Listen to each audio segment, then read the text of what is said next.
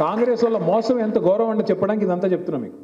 ఈ రోజు కూడా మనం ఖండించట్లేదు సరిగ్గా, వాళ్ళు ఇంకా వాగుతుంటే ఈ రోజు కూడా ఖండించట్లేదు. ఎందుకు? శిక్షణా తరగతులు పెట్టుకోలేదు మనం. ఇదే కేసీఆర్ గారు అన్న టీడీపీలో శిక్షణా తరగతులు నడిపింది ఆయన, కానీ మనం ఇక్కడ ఆ పని చేయలేదు. ఇప్పుడు మనం చేయాల్సిన పని ఇంకా 3 ఏళ్లలో ఇలాంటివన్నీ సరిదిద్దుకోవాలి. దాంతోపాటు మీరు చూస్తుండండి ఎంత అబద్ధాలంటే వింటా ఉన్నారు రోజు మీరు. ఒక మంత్రి గారేమో మేము మా ప్రభుత్వం ముఖ్యమంత్రి గారు 60,000 ఉద్యోగాలు ఇచ్చింది అంటాడు, ఇంకో మంత్రి గారేమో 70,000 ఉద్యోగం ఇచ్చామంటాడు, ఇంకో మంత్రి గారు అయితే 1,00,000 ఉద్యోగాలు దాటిపోయినాయి అంటాడు. అంటే చూడండి వాళ్ళు ఎంత సిస్టమేటిక్గా ఇవ్వని ఉద్యోగాలు ఇచ్చినట్టుగా. అసలు నిజంగా ఇచ్చింది ఎంత?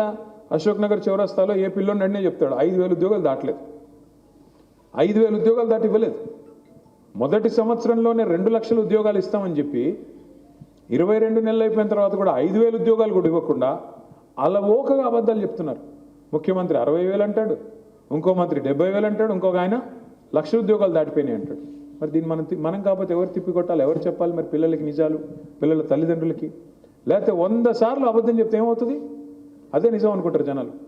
అది ప్రమాదం. మూడవ మాట, ఇప్పుడు ఎట్లా ఉందంటే పరిస్థితి, ఇష్టం వచ్చినట్టు అడ్డగోలు హామీలు ఇచ్చారు. అడ్డగోలుగా ఏం కావాలి మీకు? మీ ఇంటి ముందు చంద్రుని కట్టేయమంటావు, కట్టేస్తా పో నా గోటే. కేసీఆర్ 10,000 ఇస్తున్నాడా, నేను 15,000 ఇస్తా. కేసీఆర్ 2 పంటలకు ఇస్తున్నాడా, నేను 3 పంటలకు ఇస్తా. కేసీఆర్ గారి ఇంట్లో ఒక ముసలమ్మకో ముసలయ్యకో పెన్షన్ ఇస్తున్నాడు, నేను ఇద్దరికి ఇస్తా. కేసీఆర్ 2,000 ఇస్తున్నాడా, నేను 4,000 ఇస్తా. కేసీఆర్ 1,00,000 రూపాయలు ఇస్తున్నాడా, నేను తులం బంగారం ఇస్తా దాని మీద నుండి.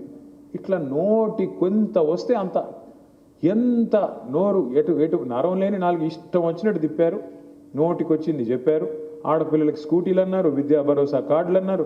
ఇవాళ కార్డు ఎత్తేసారు. మొత్తానికి ఏమంటున్నారు? డబ్బులు ఎక్కడి? డబ్బులు లేవు.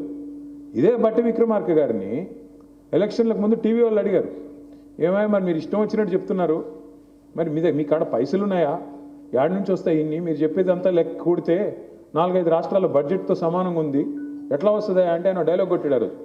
ఏముందండి, మా కాంగ్రెస్ పార్టీని శంకిస్తున్నారా? 125 సంవత్సరాల చరిత్ర కలిగిన పార్టీ మాది.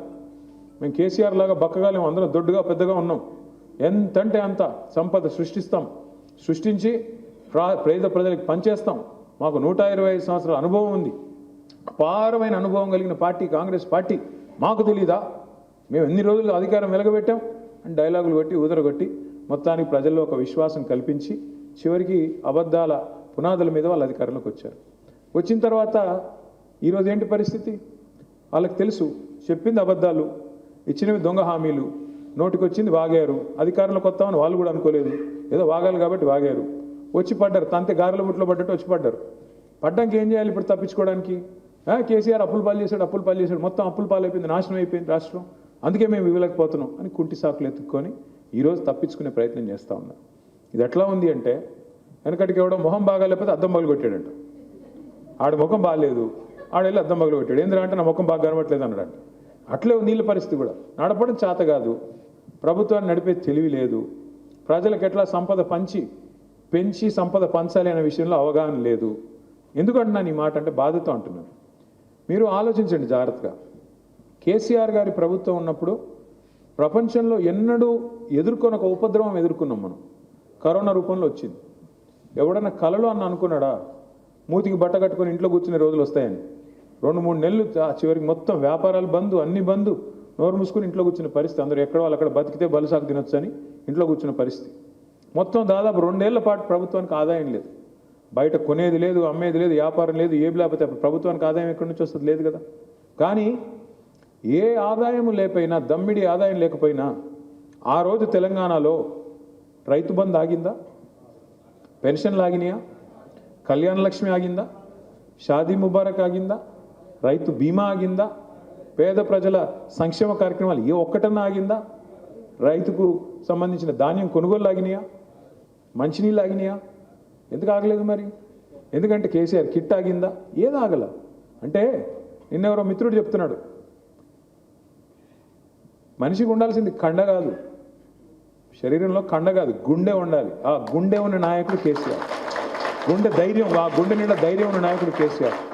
దమ్మిడి ఆదాయం లేకపోయినా పేదలను ఎట్లా కాపాడుకోవాలో కడుపులో పెట్టుకుని తెలిసిన నాయకుడు కేసీఆర్. కాబట్టి ఆదాయం 0 అయినా అద్భుతంగా రాష్ట్రాన్ని కరోనా టైంలో కూడా సంక్షేమ కార్యక్రమాన్ని ఆపకుండా, అభివృద్ధి కార్యక్రమాలు ఆపకుండా, హైదరాబాద్లో మేము మొత్తం కరోనా టైంలో మొత్తం బంద్ ఉంటే మొత్తం ఫ్లైఓవర్లు వేసుకున్నాం, మొత్తం రోడ్లు వేసుకున్నాం.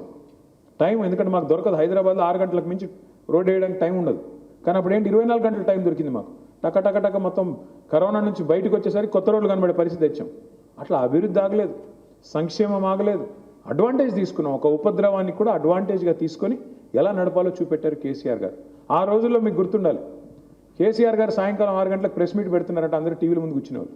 ఆంధ్రాలో, తెలంగాణలో, ప్రపంచంలో తెలుగువాడు ఎక్కడున్నా టీవీ ముందు వచ్చి కూర్చున్నట్టు. కేసీఆర్ గారు చెప్తున్నారంటే ధైర్యం వస్తుంది. ఇంటే ఆయన పెద్ద ఆయన మాట్లాడతారంటే